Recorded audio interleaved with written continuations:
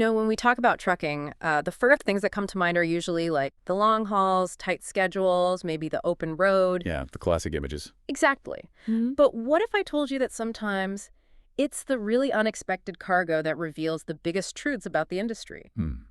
Or maybe just a simple conversation could be, well, more valuable than $1 million bonus.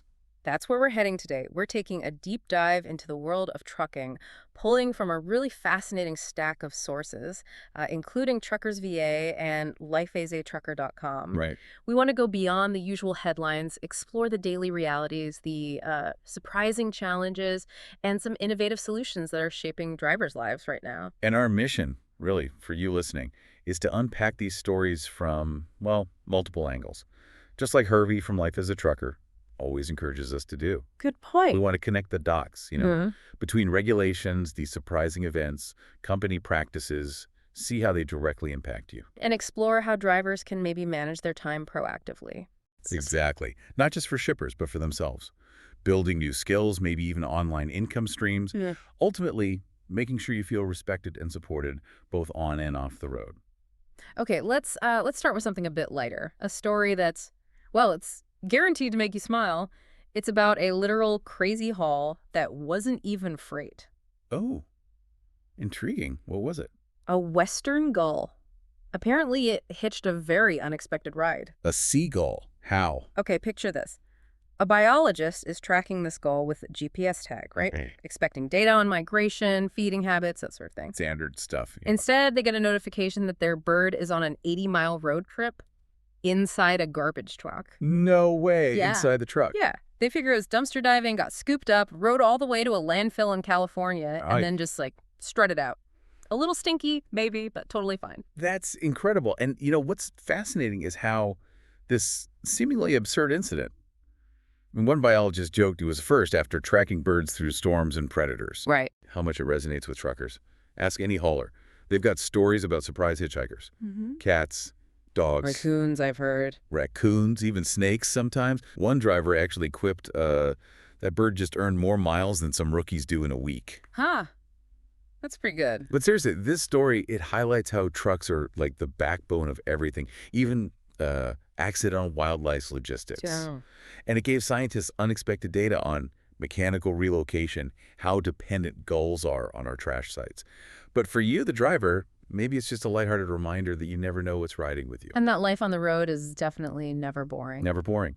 And it shows how our systems, like waste management, really reshape the natural world in ways we barely even think about. Okay, so from unexpected feathered passengers to the very real pressures drivers face every single day, our sources dive into how rules, or sometimes the temporary relaxing of them, directly hit your bottom line and your well-being. Yeah, this is a big one. Let's talk about the FMCSA's recent hours of service waiver, the HOS waiver, during the Oregon wildfires. Now, on the surface, that sounds like good news, right? A break from strict rules when you're hauling emergency relief. You'd think so, but what's fascinating here is the really mixed reaction from drivers, as Truckers VA reported. And mixed out. Well, on one hand, some definitely appreciated the flexibility. They felt the rules can sometimes get in the way when lives are actually on the line. Okay, that makes sense. But others question why flexibility only seems to come during emergencies. It made them wonder if the rules themselves might be, well, broken to begin with. Fair point. And then there's the really critical point. Fatigue doesn't care about waivers. The FMCSA still stress safety, obviously, but it does raise that important question about trusting drivers to manage their own rest. That fatigue point is crucial. So are these waivers ever really seen positively by, any drivers? Or is there always this underlying skepticism because of the bigger picture? Well, there is appreciation for flexibility in a genuine emergency, sure. But the skepticism often comes from, I think, a deeper place. Like what? Like the feeling that these waivers highlight an uncomfortable truth. Truckers are essential, especially in a crisis, but the system often isn't built to support them proactively, only reactively. Right. Until disaster strikes. Exactly. It points back to those ongoing concerns about overregulation, maybe undercompensation, and the lack of real exit strategies or clear career paths sometimes. So the industry can adapt when it has to. It can, yeah. It prioritizes relief, uses tech like ELDs to monitor fatigue even during waivers. But the underlying issue of systemic support, The kind that prevents burnout in the first place that remains a big question mark for a lot of drivers. And speaking of systemic issues, let's talk about something that hits almost every driver every single day: parking. Yes, the parking crisis. Well, our sources actually bring some rare good news on this front. From I-65 near Lebanon, Indiana, a new rest area just added 150 truck-only parking spaces. 150, wow, that's significant. Yeah. Clean facilities, free Wi-Fi, covered picnic areas. I mean, it sounds pretty great. Okay, so the big question, is this a turning point? Or just, a nice drop in the bucket? While drivers reacting to it are saying things like, about dang time. Huh? And one small rest stop for Indiana, one giant leap for trucker sanity. It seems like it's a purpose-built area designed with driver feedback. Which is key. It proves that when drivers are actually prioritized in the planning, real solutions can happen. It really does sound like a breath of fresh air, but you mentioned the crisis. Those stats are pretty staggering, right? Like 98% struggling. Oh, absolutely. And this one new stop, while fantastic, is still just one stop. Truckers VA reporting says 98% of drivers regularly struggle to find legal parking. 98%. And maybe 1 in 4 park illegally every week. Think about that. That leads to fines, huge safety risks, lost time, lost pay, just searching for a spot. It affects everything. Everything. Driver fatigue, supply chain efficiency. Yeah. It's huge. So yes, so? this new stop is a bright spot, a really good one, but we need so many more like it. Drivers are just tired of parking on ramps, racing the clock. Just looking for a safe place to rest. Exactly.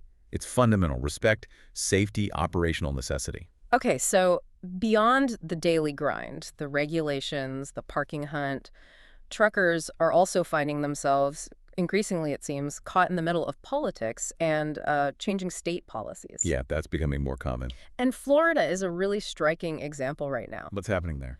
Our sources show that Florida has started pairing its mandatory agricultural inspections with surprise immigration checks. Wait, at the same time, at the ag stops. Yep.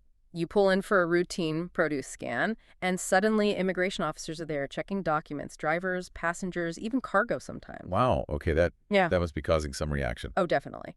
And this is where it gets really interesting because the driver reactions are incredibly mixed, all over the place. Well, some feel completely blindsided. They're saying things like, we're truckers, not immigration officers. Don't drag us into politics. Right.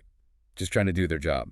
Others are becoming cautious, maybe thinking twice about routes into Florida, even if they're perfectly legal, just worried about delays, the scrutiny. I can see that.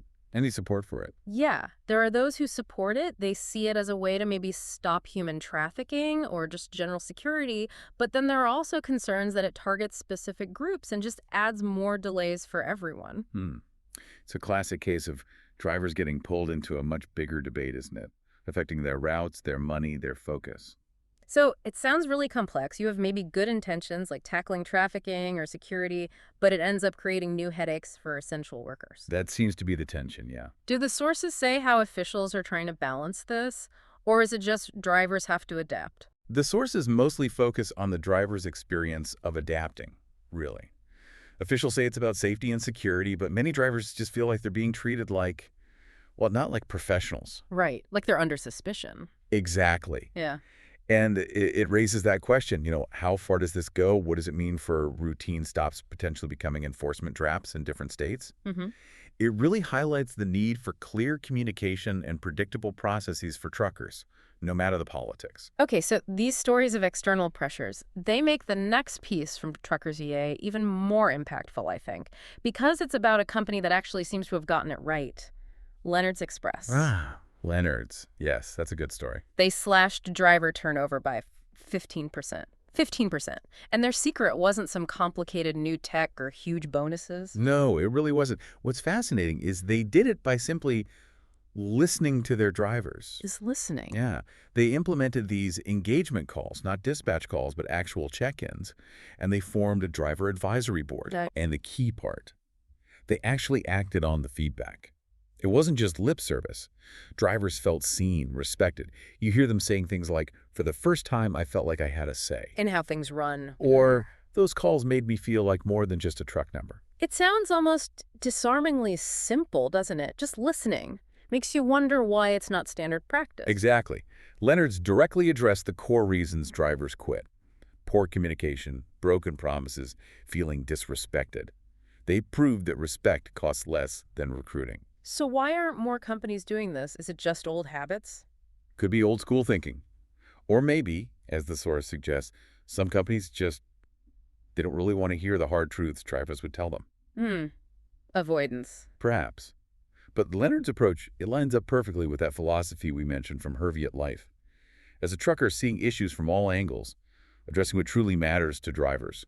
Okay, so bringing all these threads together, the funny Seagull story, the serious HOS waivers, the parking struggles and solutions, the Florida checkpoints, and then a company like Leonard's getting it right. It paints a picture of an industry that's just constantly changing. Constantly in motion, yeah. And sometimes maybe drivers feel like they're just along for the ride, passive. They can, definitely. But our sources also highlight a really powerful counter-narrative. Drivers taking control. Like the Labor Day rally. Exactly. That rally in Orangeburg, South Carolina, truckers and law enforcement linking up not for tickets but for safety. That shows drivers actively organizing, advocating, Yeah. taking agency. Right, not just reacting. Precisely. That rally, it wasn't just about showing up, it was a call to action, highlighting the chaos of holiday traffic, the pressures impaired drivers, impatience, the unfair blame trucks often get. That feeling of being invisible until there's a wreck. Exactly that phrase was used. It was a plea for better public education on sharing the road, more safe pull-off areas, even hazard pay, a collective voice demanding recognition and safer conditions. So that leads to the next logical question, doesn't it? How can drivers gain more agency, shape their own careers, their lives, beyond just reacting? And this is where resources like LifeAsATrucker and retirefromtrucking.com come in.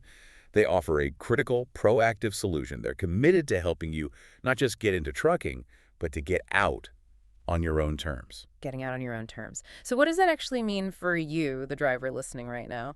Well, it means thinking about managing your time. Not just for the next load or the shipper's deadline, but Okay. really, fundamentally, for yourself. Using that off-duty time differently. Yeah, using it wisely, Mhm. learning new skills, actively building additional income streams, putting you back in the driver's seat of your own future. And retirefromtrucking.com has a specific approach. They do. Their solution is focused on training truckers, as many as possible, on how to use AI, artificial intelligence, AI, how does that help? to create extra income. Think about automating parts of a side business, maybe generating content for clients online, streamlining admin work, using AI tools to build flexible, maybe even recurring income. Okay, this looks like a financial shield. Exactly. A crucial buffer against the ups and downs of freight rates, the economy. If you have other income streams, especially online ones, you gain independence. You can retire when you want to. It protects you, or at least softens the blow, if your trucking company hits hard times or even ceases to exist. It's about building that security yourself. Fundamentally, yes. Prioritizing your long-term well-being and financial security. Yeah. Truly on your terms. Wow, what a deep dive that was. We went from a garbage truck Seagull Quite the journey. to HOS waivers, parking Yeah. solutions, navigating those Florida inspections, and cheering for companies like Leonard's Express that actually listen. And ultimately, all these stories, they really highlight the dynamic, often challenging world you operate in every day. They underscore that constant need for respect, for better systems, for proactive solutions from within the industry. But I think, above all, they empower you to take more control of your own journey. So if there's one thought we really want to leave you with today, it's probably this. The road ahead for trucking.